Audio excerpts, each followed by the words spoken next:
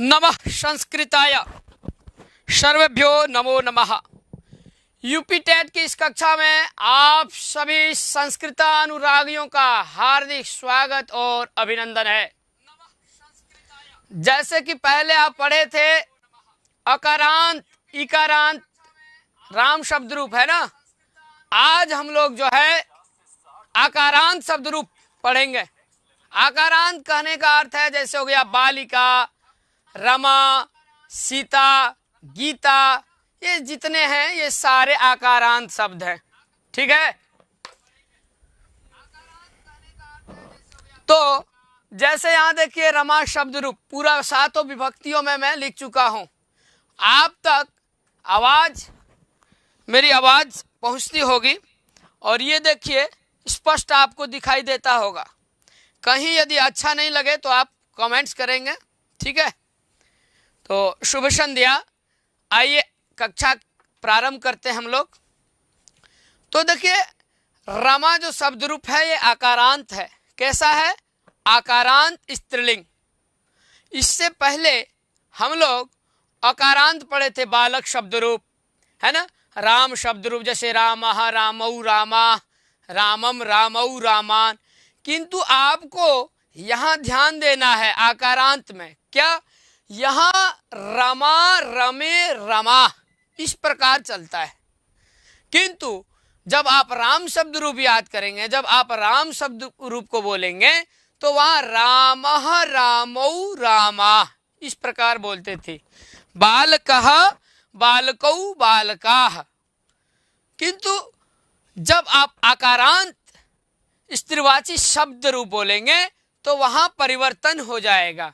तो क्या परिवर्तन हो जाएगा? तो ये देखिए, सबसे पहले 7 विभक्तियां होती है, आप जानते ही हैं, प्रथमा, द्वितीया, तृतीया, चतुर्थी, पंचमी, षष्ठी और सप्तमी, और तीनों वचनों में हम रूप चलाते हैं।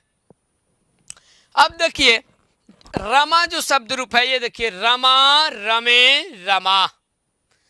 प्रथमा विभक्ति एक वचन में आपका रमा बन जाएगा और वही द्विवचन में रमे हो जाएगा। पुल्लिंग में रामः रामौ होता था, किंतु स्त्रीलिंग में रामः रामौ नहीं होगा। क्या होगा? रमा रमे रमा इस प्रकार से होगा। इसी पे बालिका बालिके बालिकाः कहने का अर्थ है यदि आप एक रमा शब्द रूप याद कर लिए तो दुनिया जितना भी आकारांत जो है स्त्रीवाची शब्द है वो सारा इसी तरह चलेगा। जैसे देख लीजिए बालिका बालिके बालिका, बालिकाम बालिके बालिका। जैसे यहाँ रमया है वैसे बालिकाया हो जाएगा। तो पहले हम लोग वाचन कर लें एक बार। क्या कर लें? वाचन। उसके बाद जो है वाचन के बाद फिर हम कैसे बनता है या क्या प्रक्रिया है, व्याकरण में तो डीपली नहीं जाएंगे किंतु थोड़ा बहुत समझेंगे। ठीक है, तो बोलिए मेरे साथ सब कोई, रमा रमे रमा। जोर से बोलना है थोड़ा, रमा रमे रमा। हाँ, रमाम रमे रमा। रमया रमाभ्याम रमाभि। रमाये रमाभ्याम रमाभ्यः। रमायाः रमाभ्याम रमाभ्यः। रमायाः रमयोः रमाणाम्। रमायाम रमयोः रमासु। हे रमे हे रमे हे रमा। तो ये देखिए जो रमा रमे रमा है, इसी प्रकार आप बालिका शब्द रूप भी चलाएंगे। बालिका बालिके बालिका, बालिकाम बालिके बालिका, बालिकया बालिकाभ्याम बालिकाभिः, बालिकाये बालिकाभ्याम बालिकाभ्यः, बालिकायाः बालिकाभ्याम बालिकाभ्यः पंचमी में, और षष्ठी में हो जाएगा बालिकायाः बालिकयोः बालिका नाम, और सप्तमी में बालिकायाम बालिकयोः बालिकासु। हे बालिके हे बालिके हे बालिका। तो आपको याद कैसे करना है? तो सबसे पहले आप एक काम करिए कि जो ये एक वचन वाला रूप है आप देख रहे होंगे, है ना, प्रथमा से सप्तमी तक, ठीक है ना। तो जो एक वचन वाला रूप है पहले इनका देखिए आप, ये कैसे बनता है। जैसे रमा रमाम रमया रमाये रमाया रमाया रमायाम। हे रमे। पुल्लिंग में रामः रामम रामेण इस प्रकार से था, किंतु पुल्लिंगवत ये नहीं चलेगा, इनका अलग रूल है और अलग नियम होता है, ठीक है।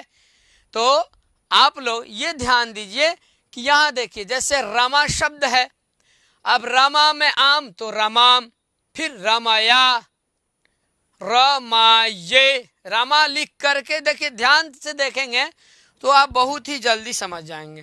क्यों? क्योंकि ये देखिए रमा शब्द है, रमाम में फिर मकार आ गया तो क्या हो गया रमाम, अब या आ गया तो हो गया रमया।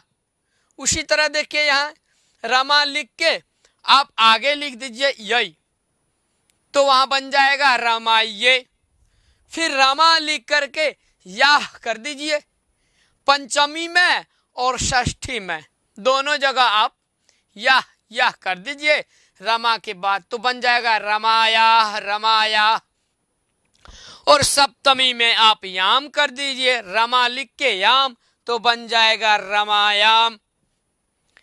इसी तरह आप बालिका में भी देखिए करके, बालिका है फिर बालिकाम फिर बालिकया, ठीक।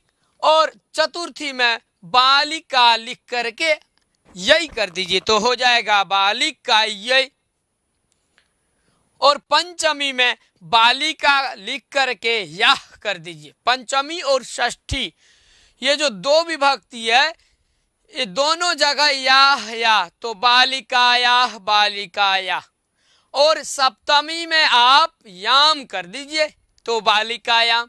इसी तरह आप लता का चलाइए, गीता का चलाइए, सीता का चलाइए। तो आप लोगों में से बहुत सारे ऐसे हैं आकारान जिनका नाम आकार से है, जैसे रमा हो, सीता हो, गीता हो, तो आप सब इसी तरह चला देंगे। अब एक बार देख लीजिए लता शब्द रूप, ठीक है। तो लता लताम लताया लताये लताया लताया लतायाम। जिनको याद नहीं होता है, कुछ लोगों का कमेंट्स आ रहा है कि सर याद नहीं होता है, बहुत ही कठिन है। देखिए शब्द रूप को यदि आप दिमाग में ये कठिन मान लेंगे, जो कठिन है तब तो और कठिन हो जाएगा। और यदि आप मस्ती से गा के याद करेंगे तो बहुत ही सरल हो जाएगा। तो जिसको जिसको याद नहीं होता है तो वो गा करके याद कर लीजिए। कैसे याद करेंगे? गा के, क्योंकि संगीत सभी को प्यारा है। संगीत किसको नहीं प्यारा है? सभी को। संगीत के बिना बेकार है जीवन, जीवन में संगीत का होना बहुत। तो आप गा के भी याद कर सकते हैं। एक श्लोक है ना, साहित्य संगीत कला विहीन साक्षात पशुपुच्छ विषाणहीन। तो कहने का अर्थ है आप गा के भी याद कर सकते हैं।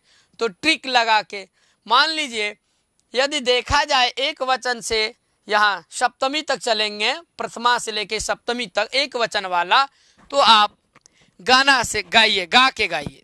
जैसे मैं गुनगुना देता हूँ, आप समझिए एक स्वर हो गया, उसी को आप लेके आप याद भी कर सकते हैं। तो आप लोग जो जो देख रहे हैं सब कोई गाइए, प्रथमा से लेके सप्तमी तक गाएंगे। जैसे मैं बोलूँगा वैसे ही आप सभी को बोलना है। ये समझिए कि 10 मिनट में आपको ये सारा याद हो जाएगा। प्रथमा से लेके सप्तमी तक आपको तुरंत याद हो जाएगा, तुरंत, शीघ्रातिशीघ्र। तो आप लोग गाइए, जैसे देखिए, रामा रामा रमया रमाइए, रमाया रमाया रमाया, हे रमे। कितना सरल है, बहुत ही सरल है। यदि आप गा के याद नहीं कर पाए तो समझिए बेकार है, बेकार है। इसलिए आप गाइए, मुस्कुराइए और गा गा के याद करिए। संस्कृतम अति सरलम, संस्कृत बहुत ही सरल है, ठीक है। तो आप गा के याद करिए। कैसे? तो रमा रमा रमया रमाइए, रमाया रमाया रमाया, हे रमे। तो इसी प्रकार आप लता शब्द रूप का भी कर लेंगे, गीता का, सीता का, रीता का, लता लता लतया लताइए, लताया लताया लताया।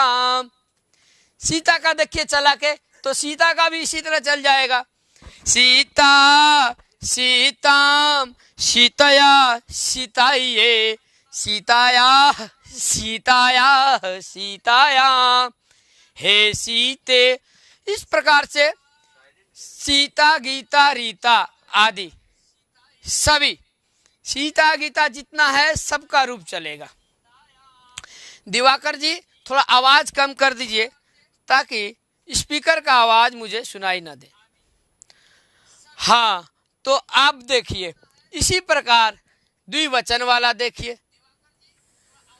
ये द्विवचन वाला तो और सरल है। क्यों? क्योंकि द्विवचन में 2 बार रमे रमे लिखना है आपको। द्विवचन में कितना बार लिखना है? 2 बार, रमे रमे।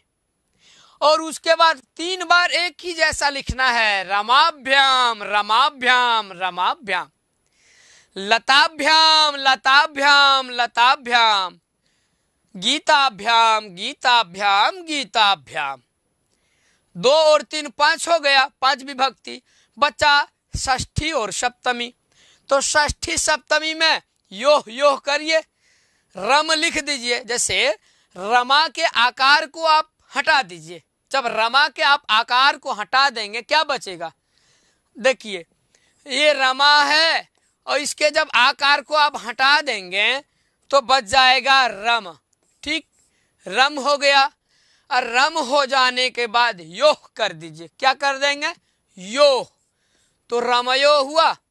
इसी को 2 बार लिख दीजिए तो देखिए यहाँ रमयो है, यहाँ भी रमयो। इसी तरह यहाँ लतयो, यहाँ भी लतयो। तो कितना सरल है। ये समझिए कि षष्ठी विभक्ति में और सप्तमी विभक्ति, ये दोनों के द्विवचन में आकारांत जितने भी शब्द हैं, षष्ठी और सप्तमी के द्विवचन में रमयो रमयो, लतयो लतयो। अर्थात यदि वह आकारांत शब्द है तो उसके आकार के स्थान में क्या करेंगे? यो लिख देंगे। तो रमयो हो गया, रमयो। संबोधन में बस वैसे ही होगा जैसे द्विवचन में है, वैसे ही है रमे। तो ये भी हो गया सरल। रमे रमे रमाभ्याम रमाभ्याम रमाभ्याम, रमयो रमयो हे रमे। कितना सरल है। रमे रमे रमाभ्याम रमाभ्याम रमाभ्याम, रमयो रमयो हे रमे। लते लते लताभ्याम लताभ्याम लताभ्याम, लतयो लतयो हे लते।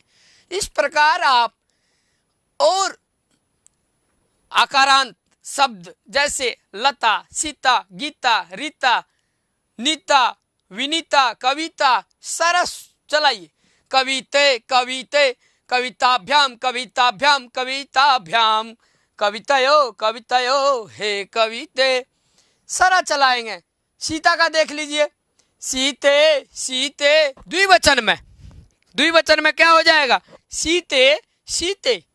और उसके बाद सीताभ्याम सीताभ्याम सीताभ्याम, शीतयो शीतयो। तो दो ये भी सरल हो गया। अब आइए बहुवचन में। पहले तो मैं आपको पूरा सामान्य रूप से पढ़ के सुनाया। फिर एक वचन वाला जितना रूप है सातों विभक्तियों में वो देख लिए, फिर द्विवचन वाला देख लिए। अब हम लोग बहुवचन वाला देख लेंगे। तो बहुवचन में भी वही है कि 2 बार हो जाएगा रमा रमा। जैसे रमे रमे ये हुआ द्विवचन में, वैसे ही बहुवचन में आप देखिए यहाँ सामान्य रमा रमा। ठीक है, तो रमा रमा 2 बार बोलेंगे। उसके बाद रमा भी बोलना है, 1 बार बोलना है। कितना बार बोलना है? 1 बार बोलना है बहुवचन में, तृतीया के बहुवचन में। आकारांत जितने भी शब्द हैं, चाहे वह लता हो, सीता हो, व गीता हो, हर जगह 1 बार तृतीया बहुवचन में भी जोड़ना है, रमा के बाद भी जोड़ना है, तो बन जाएगा आपका रमा भी। इसी तरह लता भी, सीता भी, गीता भी, कविता भी। समझ गए? तो पहले रमा रमा, ठीक, एक वचन और द्विवचन में। उसके बाद रमा भी, क्या है? रमा भी। और 2 बार, 1 बार तो भी जोड़ना है, भी हो जाएगा, 1 बार हो गया। अब 2 बार आपको भ्य भ्य करना है, रमा लिख करके भ्य भ्य, तो बन जाएगा आपका रमाभ्य रमाभ्य। और षष्ठी बहुवचन में रमाणाम, वहां आपको नाम करना है, जो कि मैं कल भी बताया था आपको कि रकार के बाद यदि दंत नकार आए, है ना, अट प्रत्याहार का व्यवधान होने पर भी उस नकार के स्थान पे णकार हो जाएगा। क्या हो जाएगा? णकार हो जाएगा। तो आप यहाँ णकार कर दें, तो नाम जोड़ना है ना, णकार करेंगे तो राम हो जाएगा, तो रमा राम। किंतु आपको एक चीज याद रखना है, जैसे सीता नाम, सीता शब्द है और नाम जोड़ देना है षष्ठी बहुवचन में, तो क्या हो जाएगा? सीता नाम, ठीक है ना, राधा नाम, कविता नाम। और सप्तमी में आपको बहुवचन में रमासु, केवल सु जोड़ना है, रमा लिख करके सु ले आइए, रमासु हो जाएगा। बहुत अच्छा है एकदम। रमा रमे रमा, रमाम रमे रमा, रमया रमाभ्याम रमाभि, रमाये रमाभ्याम रमाभ्या, रमायाः रमाभ्याम रमाभ्यः, रमायाः रमयो रमाणाम, रमायाम रमयो रमाशु, हे रमे हे रमे हे रमा। या तो आप पहले ये गा के याद कर लीजिए, पहले ये वाला याद कर लीजिए, फिर ये वाला याद कर लीजिए, दूसरा द्विवचन वाला, और फिर बहुवचन वाला। तो एनो केनो प्रकारेण यदि आपको याद हो जाता, ये समझ लीजिए कि रमा शब्द रूप जिसको याद हो गया, उन्हें आकारांत सारे शब्द याद हो गए, कोई बचेगा ही नहीं आकारांत। ठीक है, तो आप गा के भी याद कर सकते, जो मैं पहले आपको ट्रिक बताया। क्या? तो रमा रमाम रमया रमाये, रमाया रमाया रमायाम, हे रमे, लता लताम लतया लताये, लताया लताया लतायाम, हे लते। उसी तरह सीता सीताम सीतया सीताये, सीताया सीताया सीतायाम, हे सीते। इसी तरह गीता गीताम गीताया गीताये, गीताया गीताया गीताया, हे गीते। तो कहने का अर्थ है कि ये मत समझिए कि शब्द रूप बहुत ही कठिन है, नहीं, सरल है, बस आपको अपने याद करने का तरीका बदलना होगा। ठीक है। तो आपको यदि साफ दिखाई नहीं दे रही हो तो आप बोलें, ताकि मैं ये चेंज कर सकूं और फिर दूसरा दिखा सकूं, ठीक है।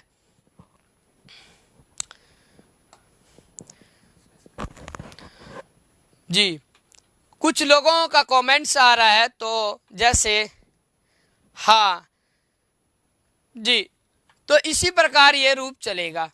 अब आगे भी आप ऐसे ही याद कर लीजिए, रमे रमे रमाभ्याम रमाभ्याम रमाभ्याम, रमयो रमयो हे रमे, लते लते लताभ्याम लताभ्याम लताभ्याम, फिर लतयो लतयो हे लते।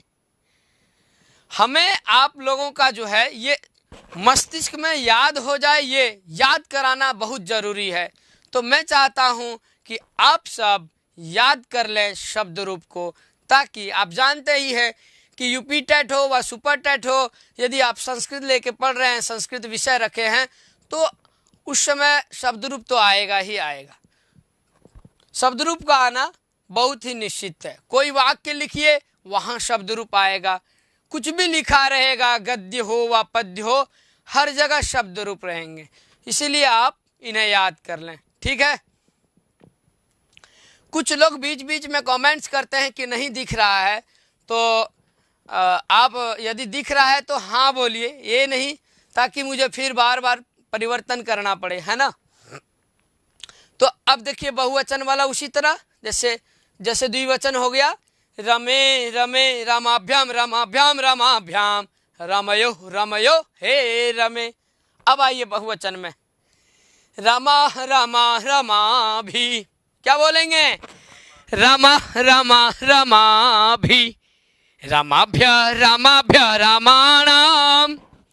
देखिए यहाँ रमा रमा रमा भी, रमाभ्य रमाभ्य रामाणाम, रमा सुहे रमा। तो आप ऐसे ही गाएं और गा गा करके याद करें।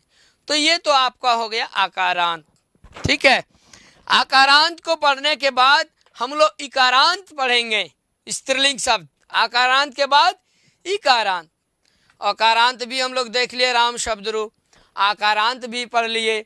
और ह्रस्व इकारांत जो है पुल्लिंग शब्द हरि, हरि हरि हरयः, हरिम हरि हरीन, हरिणा हरिभ्याम हरिभिः, हरे हरिभ्याम हरिभ्यः, हरे हरिभ्याम हरिभ्यः, हरे हरियो हरिणाम, हरो हरियो हरिषु, हे हरे हे हरि हे हरया। ये तो ह्रस्व इकारांत शब्द रूप। हरि पुल्लिंग का था, किंतु अब हम लोग ह्रस्व इकारांत जो है मति शब्द रूप, जो कि आप जान रहे हैं कि स्त्रीवाची शब्द है, स्त्रीलिंग में चलता है, मति शब्द रूप। तो इसका ट्रिक तो मैं बता दिया आपको। इसी तरह लता गीता सीता कविता बबीता सारा चलेगा, ठीक है। तो अब आइए मैं आपको ये मति इकारांत शब्द रूप बताऊं। ये आपको दिख रहा होगा, है ना।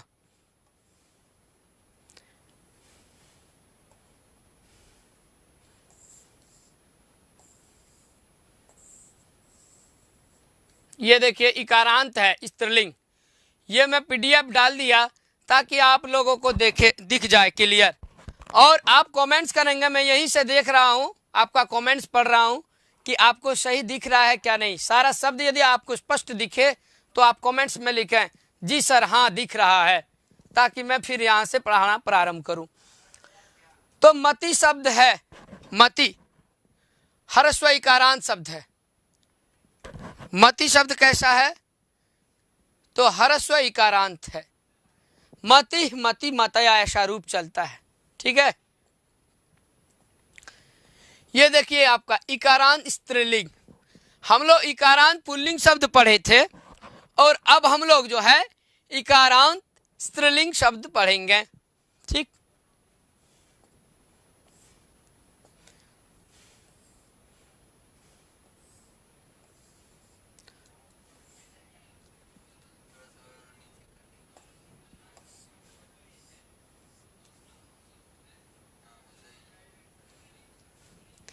देखिए मति शब्द रूप है।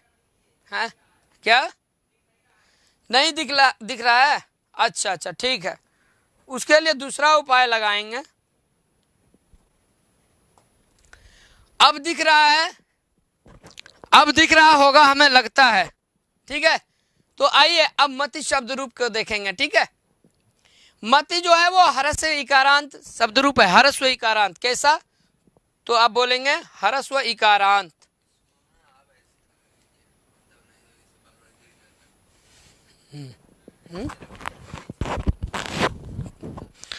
जी अब शायद दिख रहा होगा आप लोगों को।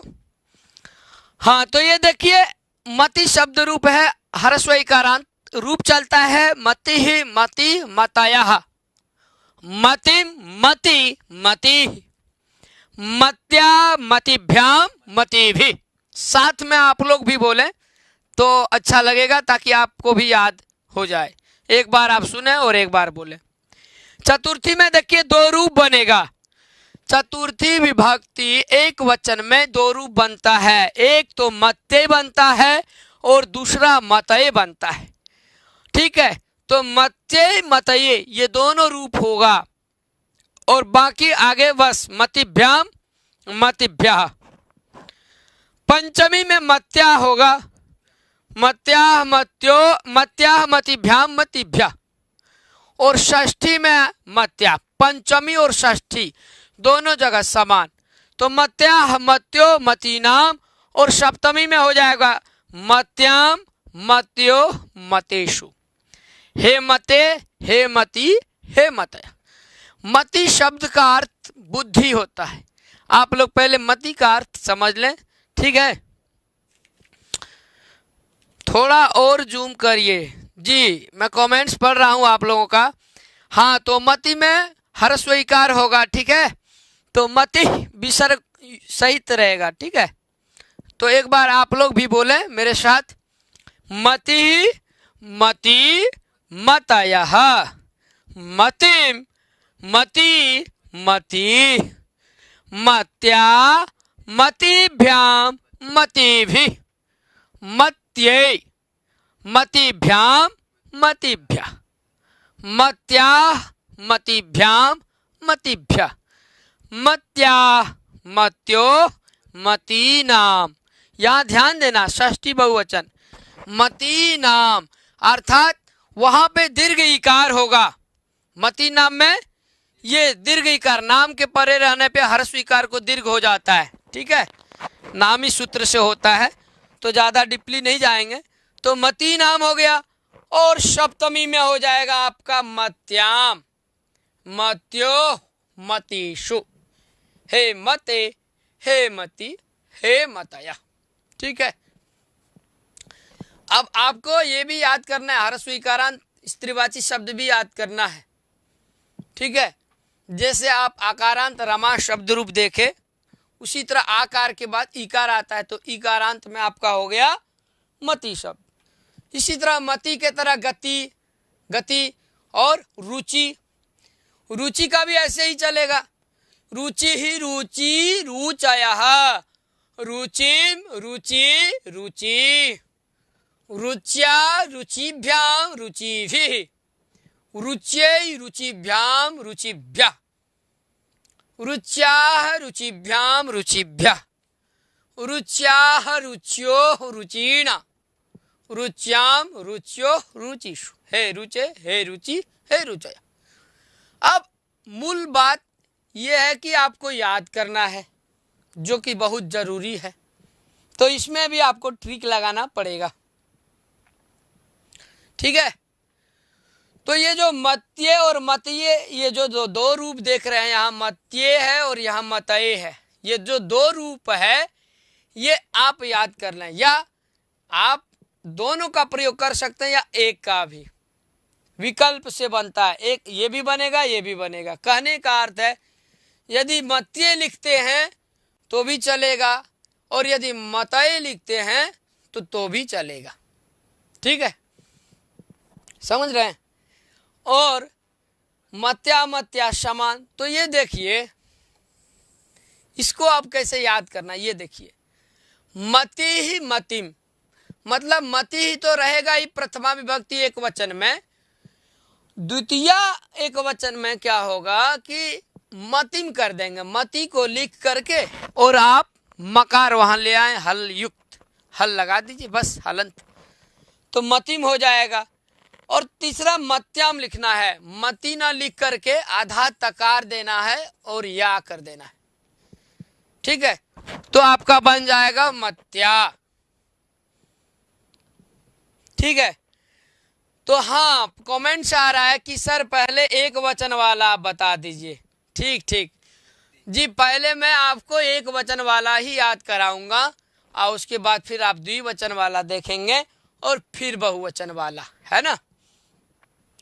तो मेरा कहने का मतलब ये है कि आप मत्य का भी प्रयोग कर सकते हैं और मतये का भी।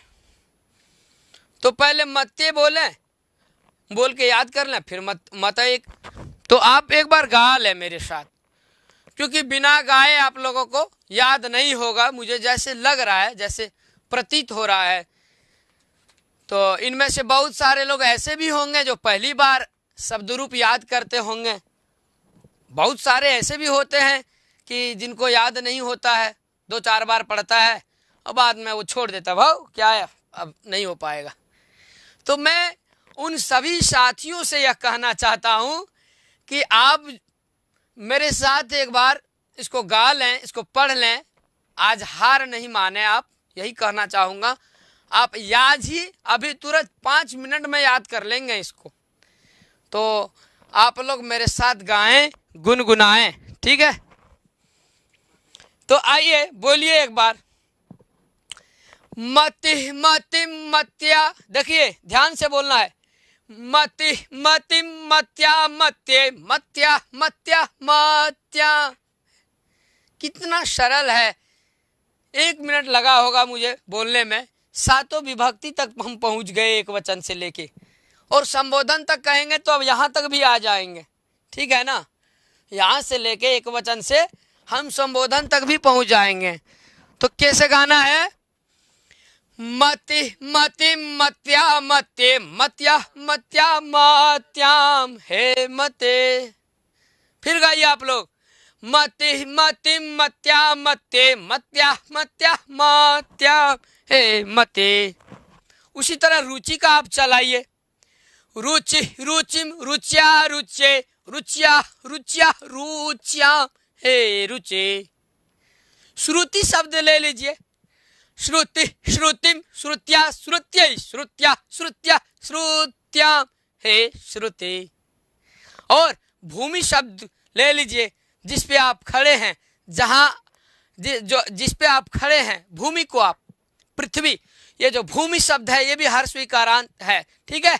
तो भूमि भूमिम, ठीक है, भूमि भूमिम भूम्या भूम्ये भूम्या भूम्या भूम्या हे भूमि। तो बहुत सरल है, आप ये मत समझिए कि कठिन है और कठिन कठिन कह करके याद ना करें, ये अच्छी बात नहीं है। तो इसलिए मैं चाहूँगा कि आप लोग जितने भी लोग जुड़े हैं, लाइव हैं और मुझे देख रहे हैं, मैं गीत के माध्यम से भी आपको याद कराना चाहता हूँ। मैं यह समझता हूँ कि आपको कठिन प्रतीत न हो। संस्कृतम सरलम, संस्कृतम अति सरलम, सर्वासाम भाषाणाम जननी, सभी भाषाओं की जननी है, और देव भाषा है, देव भाषा, अमरा भाषा। तो कहने का अर्थ है इस भाषा को जानना बहुत जरूरी है। तो आप लोग ये समझिए बहुत ही सरल है। तो ये याद हो गया होगा। तो इस प्रकार से देखें कि चतुर्थी एक वचन में मत्य ही हम बोले, और जिसको मत्य नहीं बोलना है, यदि आप चाह रहे हैं कि हम मतये का प्रयोग करें तो आप मतये का करें, मति मतिम मत्या मतये मत्या मत्या मत्या हे मते। इसी तरह श्रुति श्रुतिम श्रुत्या श्रुतये श्रुत्या श्रुत्या श्रुत्या हे श्रुते। भूमि भूमिम भूम्या भूम्ये भूमये भूम्या भूम्या भूम्या हे भूमि। तो मुझे लग रहा है आप लोगों को याद हो गया होगा, और आप रिकॉर्ड कर लें। या फिर आप इसी प्रकार जो है गाना प्रारंभ कर दें। एनो केनो प्रकारेण आप याद कर लें। याद करना बहुत ही जरूरी है। कुछ लोगों का आ रहा कि कलर चेंज कर दीजिए सर। अच्छा, कलर चेंज कर दूं, ठीक है।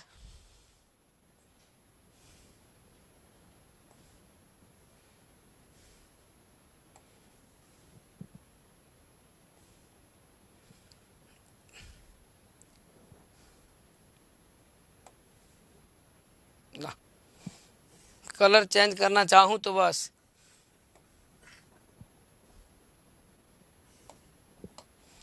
जी, अब आपको दिखाई दे रहा है? हमें नहीं लग रहा कि आपको दिखाई देता होगा।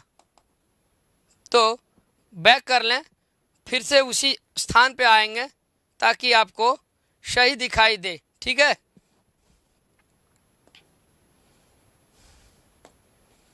इसको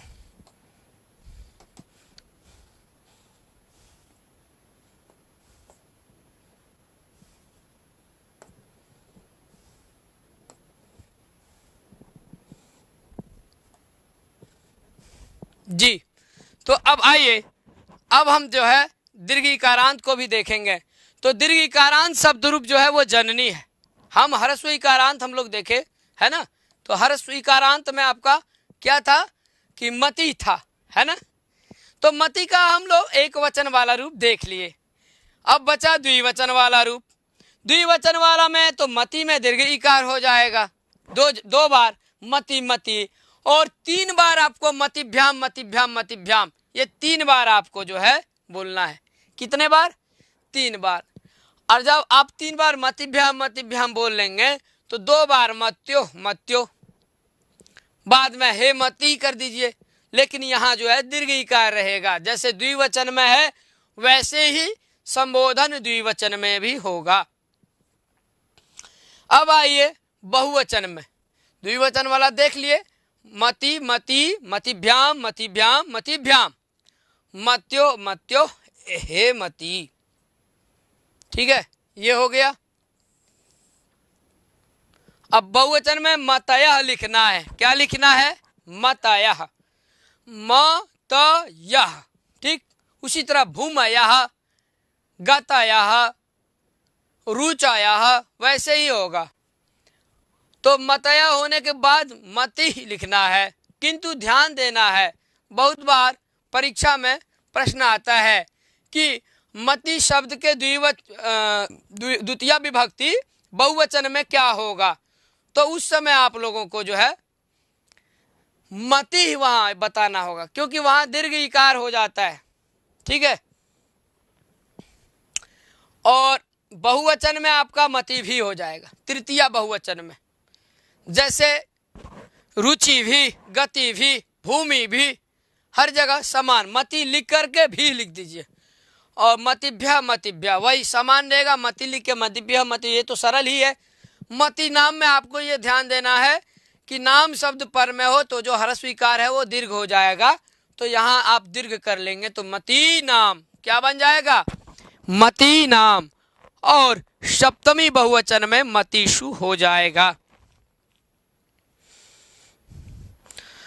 तो जो लाइव देख रहे हैं और जो कमेंट्स कर रहे हैं, मैं उनसे यही कहना चाहूँगा कि आप लोग मति शब्द रूप याद कर लें, क्योंकि समय फिर ये दोबारा नहीं आएगा, जो चला जाएगा फिर वापस नहीं आएगा। तो आप लोग कृपया याद करें। तो ये मति शब्द हो गया। अब आगे चलते हैं हम लोग। ह्रस्व इकारांत हो गया। अब ये जननी इकार, दीर्घ इकार शब्द, जैसे जननी हो गया या नदी हो गया। नदी नद्यो नद्या हम लोग बोलते हैं, नदी नद्यो नद्या। तो यहाँ देखिए जननी जनन्यो जनन्या। जननी का अर्थ हुआ माता, और जननी शब्द में जो है दीर्घ इकार है ना। कैसा है? दीर्घ इकार। दीर्घ इकारांत शब्द है, स्त्रीलिंग शब्द है। तो बोलिए जननी जनन्यो जनन्या। क्या बोलेंगे?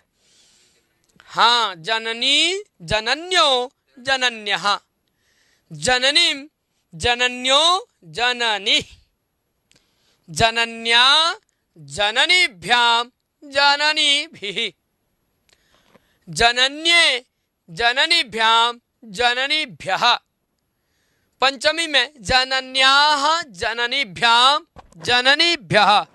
षष्ठी में वही जनन्याः जनन्योः जननी नाम, ठीक।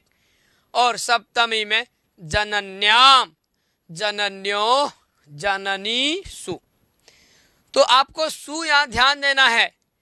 जो दीर्घ इकारांत शब्द है जननी, तो सप्तमी बहुवचन में जो सु होगा उसमें दंत सकार होगा। कौन सा? दंत सकार। वही यदि ह्रस्व इकारांत, यदि स्त्रीवाची शब्द यदि स्त्रीलिंग में कोई रहता, मति, गति, बुद्धि, ठीक है, वह भूमि, तो यहाँ पे भूमि शु में मूर्धन शकार, मति शु में कौन सा था? मूर्धन शकार। किंतु अब दीर्घ इकार है यहाँ, तो दीर्घ इकार के बाद मूर्धन शकार ना होके यहाँ दंत सकार हो जाएगा। तो कभी कभी परीक्षा में आ जाता है। और इसमें क्या अंतर है ये देखिए। मति मति हम लोग याद कर रहे थे, मति शब्द मति मत्यो मत्या ऐसे बोल रहे थे, किंतु यहाँ भी देखिए जननी जनन्यो जनन्या। जैसे मति होता था मति मत्यो मति ही, उसी तरह यहाँ देखिए जननी जनन्यो जननी। मत्या होता था, यहाँ भी देखिए जनन्या हो रहा है, जनन्या जननीभ्याम जननी भी। फिर देखिए मत्ते, तो यहाँ जनन्य, वहां मत्ते हो रहा था, है ना, ह्रस्व इकारांत मति शब्द में, यहाँ देखिए जनन्य जननीभ्याम जननीभ्य। उसी तरह फिर जनन्या जननीभ्याम जननीभ्य, जैसे मत्या मत्या वैसे जनन्या। और षष्ठी में भी वही रहेगा, जनन्या जनन्यो जननी नाम, सप्तमी में जनन्याम। मति का आप मत्याम करते थे। तो ये हो गया आपका हे जननी हे जनन्यो हे जनन्या। संबोधन में ये ध्यान रखना है कि ह्रस्व इकार हो जाएगा। संबोधन में जननी शब्द दीर्घ इकारांत शब्द है, इसके संबोधन में ह्रस्व इकार हो जाएगा, जैसे हे जननी हे जनन्यो हे जनन्या। इसको याद करना है तो पहले आप वही ट्रिक अपनाइए कि प्रथमा से लेके सप्तमी तक, प्रथमा से लेके सप्तमी विभक्ति तक आप पहले जैसे मति का याद किए, उसी तरह आप ये भी देखें, जननी जननी जनन्या जनन्यै जनन्या जनन्या जनन्या हे जननी। उसी तरह नदी नदी नद्या नद्ये नद्या नद्या नद्या हे नदी, ठीक है। सरस्वती, तो इस प्रकार दीर्घ इकारत शब्द है, सरस्वती सरस्वत्यो सरस्वत्या। तो ऐसे आप चलाएं तो सरस्वती सरस्वती सरस्वत्या सरस्वत्यै सरस्वत्या सरस्वत्या सरस्वत्या हे सरस्वती। तो इसी प्रकार दीर्घ इकारांत जितने शब्द हैं वो सारे इसी तरह चलेंगे, जननी की तरह, नदी की तरह, ठीक है। उसके बाद आप द्विवचन वाला देखेंगे, जनन्यो जनन्यो नद्यो नद्यो सरस्वत्यो सरस्वत्यो, 2 बार। उसके बाद 3 बार जो है ये तो समान होगा, जननीभ्याम जननीभ्याम। उसी तरह नदीभ्याम नदीभ्याम नदीभ्याम 3 बार। और उसके बाद नद्यो नद्यो जनन्यो जनन्यो, ठीक है। और संबोधन में जैसे द्विवचन में होता है वैसे ही संबोधन में हो जाएगा जी। अब आइए बहुवचन, ये देखिए जननी शब्द का, जननी जनन्यो जनन्या नदी नद्यो नद्या। उसी तरह यहाँ फिर द्वितीय बहुवचन में ध्यान देना है, जैसे मति वैसे ही जननी नदी, ठीक। और भिस ला के जोड़ना है, भी कर देना जननी भी। चतुर्थी बहुवचन में भी जननीभ्य जननीभ्य 2 बार। षष्ठी में जो है जननी नाम, सप्तमी में जननीषु। जननी शु में जो है वो दंत सकार रहेगा। कैसा रहेगा? दंत सकार। अब आगे चलेंगे, धेनु शब्द रूप को देखेंगे। अब जो है हरस्व उकारांत स्त्रीलिंग शब्द धेनु है, ठीक है। धेनु का अर्थ हो गया गाय, तो धेनु का रूप चलाएंगे हम लोग। किसका रूप? धेनु का। धेनु धेनु धेनवः, क्या हो जाएगा? धेनु धेनु धेनवः। जैसे गुरु गुरु गुरवः, उसी तरह ये भी है, किंतु परिवर्तन होता है, तृतीया में धेनवा हो जाएगा। क्या हो जाएगा? धेनवा, ठीक है, क्योंकि स्त्रीलिंग शब्द है। तो आइए एक बार बोलें, धेनु धेनु धेनवा। फिर से बोलें, धेनु, जोर से निखिल, आवाज नहीं आ रहा है। हाँ, धेनु धेनु धेनवः। धेनु धेनु धेनु, ये यहां आपको ध्यान देना है। द्वितीय बहुवचन में धेनु, जैसे मती नदी हो गया ना, वैसे ही तृतीया में धेन्वा धेनुभ्याम धेनु भी। क्या बोलना है? धेन्वा, क्योंकि धेनवा जो है यहाँ आप गुरुणा करते थे, गुरु शब्द जो कि पुल्लिंग था, किंतु ये स्त्रीलिंग शब्द है ना, धेनु शब्द, तो धेन्वा होगा। तृतीया बहुवचन में क्या होगा? बहुवचन में धेनु भी, और एक वचन में क्या हो जाएगा? धेन्वा। तो बोलिए, धेन्वा धेनुभ्याम धेनु भी। चतुर्थी में दो रूप है, एक धेनवई है और एक धेनवे है, दो बार बनेगा, एक बार धेनवई एक बार धेनवे, ठीक है। तो धेनवई व धेनवे, धेनुभ्याम धेनुभ्यः। फिर पंचमी में धेन्वा व धेनो, ये दो रूप है, धेनवा बोले चाहे धेनु बोले। तो धेन्वा धेनुभ्याम धेनुभ्य, और षष्ठी में आपका वही धेन्वा धेनु।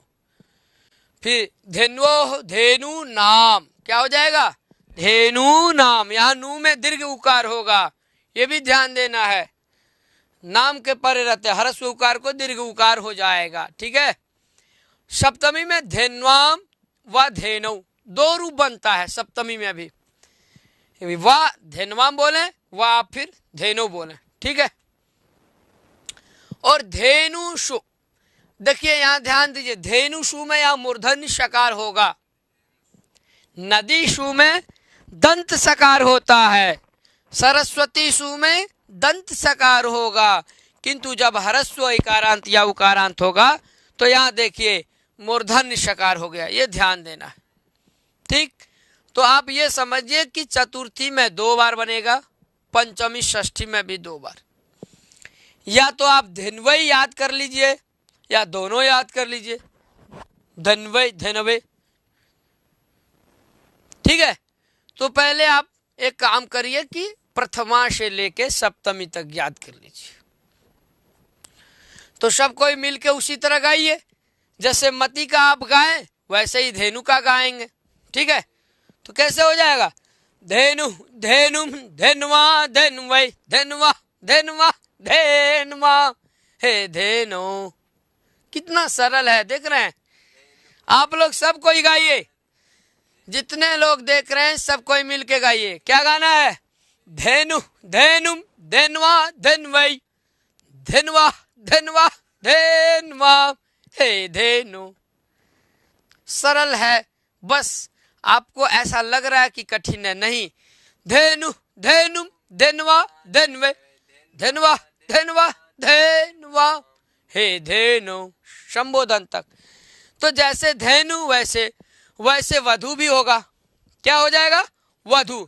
धेनु और वधु, ये देखिए धेनु के समान वधु का भी चलेगा। तो वधु वधुम वध्वा वध्वे वध्वा वध्वा वध्वा, हे वधु। जैसे नहीं, मधु का अलग चलेगा। धेनु धेनुम धेनवा धेनवे धेनवा धेनवा धेनवा, हे धेनु। जब आप सब दो चार बार गा लेंगे, उसको दिमाग में बैठा लेंगे कि धनवा धनवा 2 बार होता है।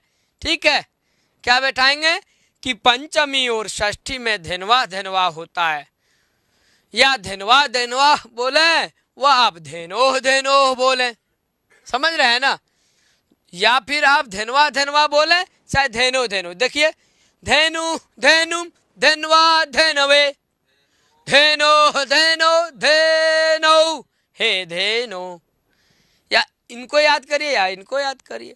ठीक, तो ये 2 बार बनता है, एक बार धेनवा होगा एक बार धेनो होगा पंचमी में, उसी तरह षष्ठी में भी एक बार धेनवा और एक बार धेनो। सप्तमी में आपका धेनवाम होगा और धेनऊ होगा।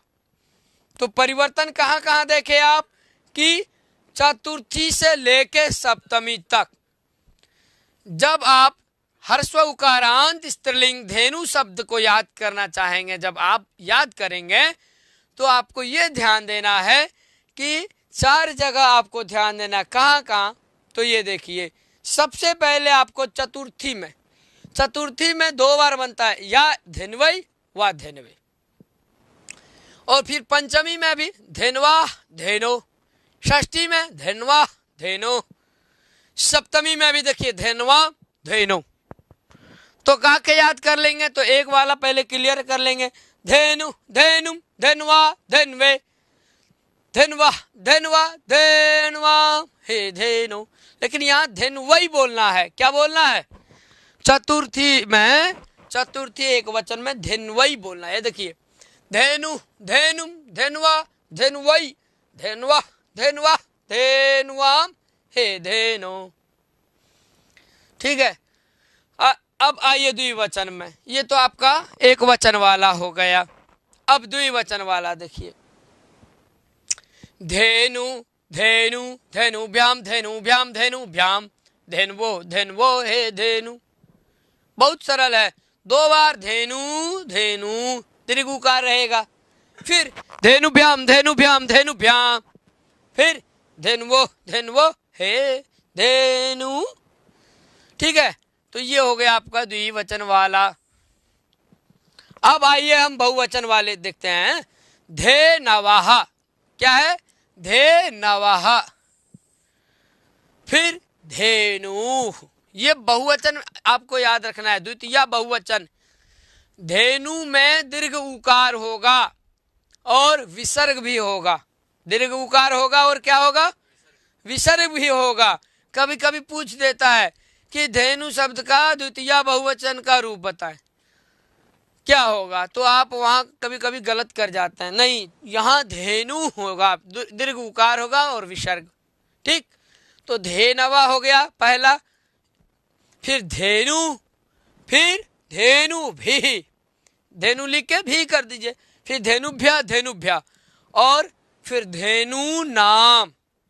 धेनु नाम में भी दीर्घ उकार होगा, नाम के परे रहते ह्रस्व उकार को दीर्घ उकार कर देंगे। और धेनुषु, सप्तमी बहुवचन में धेनुषु, वहां पे मूर्धन्य शकार होगा। तो एक बार गा लें आप, धेनु धेनु धेनवः, धेनुम धेनु धेनु, धेन्वा धेनुभ्याम धेनुभि, धेन्वई व धेनवै धेनुभ्याम धेनुभ्यः। फिर आइए चतुर्थी हो गया पंचमी में, धेन्वा व धेनो धेनुभ्याम धेनुभ्यः, धेन्वा धेनो, कुछ भी दोनों में से, धेन्वो धेनु नाम, धेनवाम व धेनो बोले, धेन्वो धेनुषु, हे धेनो हे धेनु और हे धेनवः, ये हो जाएगा। ठीक है, तो इस प्रकार आप देख लिए आज क्या क्या देख लिए, कौन कौन सा शब्द रूप। ह्रस्व इकारांत आप मति का देखे, सबसे पहले तो रमा शब्द रूप पढ़ लिए, आकारांत रमा हो गया, रमा के बाद इकारांत आप देख लिए मति शब्द, उसी तरह रुचि, उसी तरह जो है भूमि, बुद्धि, गति, सब चलेगा स्त्रीलिंग में। ठीक, और जब इकारांत हो गया तो आप देखें ह्रस्व उकारांत, ये धेनु, और एक दीर्घ इकारांत है नदी शब्द रूप। कौन सा, नदी शब्द रूप। मैं आशा करता हूं कि आप सभी लोग याद कर लिए होंगे और आप लोगों को अच्छा लगा होगा, क्योंकि बहुत ट्रिक आपको मैं दिया हूँ। आप गा के भी याद कर सकते हैं सामान्य रूप से, और जहाँ 2 रूप बनता है आपको वहाँ भी ध्यान देना है ना। कभी कभी परिवर्तन होता है 4 जगह। देखिए यहाँ चतुर्थी, पंचमी, षष्ठी और सप्तमी, इसमें क्या हुआ है, 2 रूप बना है, धेनवई धेनवे। पंचमी में देखिए धेनवा धेनो, धेनवा धेनो, धेनवाम धेनो। आप लोगों के बीच में जो देख रहे होंगे ध्यान से इस शब्द रूप को, जिनको प्रयास है कि मुझे शब्द रूप याद करना है, तो वो याद कर ले जाएंगे। और मैं ये जो पढ़ा रहा हूँ धेनु, ये बहुत ही जरूरी है, ये तो आता ही है परीक्षा में। क्यों? क्योंकि इसमें 2 रूप बनता है, इसीलिए पूछ देता है। तो आप याद करें, ठीक है, याद कर लें इनको, ताकि आपको परीक्षा में आसान लगे, सरल हो जाए आपके लिए परीक्षा। ठीक, तो मेरे प्यारे मित्रों, आज मैं यहीं पे विराम लूँगा, और मैं ये आशा करता हूँ, मुझे विश्वास है कि आप लोगों को अच्छा लगा होगा और याद करेंगे। तो आपको यदि अच्छा लगे तो आप लाइक करें, शेयर करें और इस चैनल को सब्सक्राइब करें। संस्कृत और संस्कृति का प्रचार और प्रसार करें, है ना, क्योंकि हम भारतवासी हैं और हम लोगों का सौभाग्य है कि भारत जैसे देश में जन्म हुआ है ना, तपोभूमि है। हाँ, तो इसी वाणी से मैं अपने, है ना, वाणी को विराम देता हूँ यहीं पे। तो आप जहाँ रहें स्वस्थ रहें, व्यस्त रहें और मस्त रहें। जब किसी से मिलें तो नमः संस्कृताय जरूर कहें। नमः संस्कृताय। आज के लिए इतना ही। नमो नमः।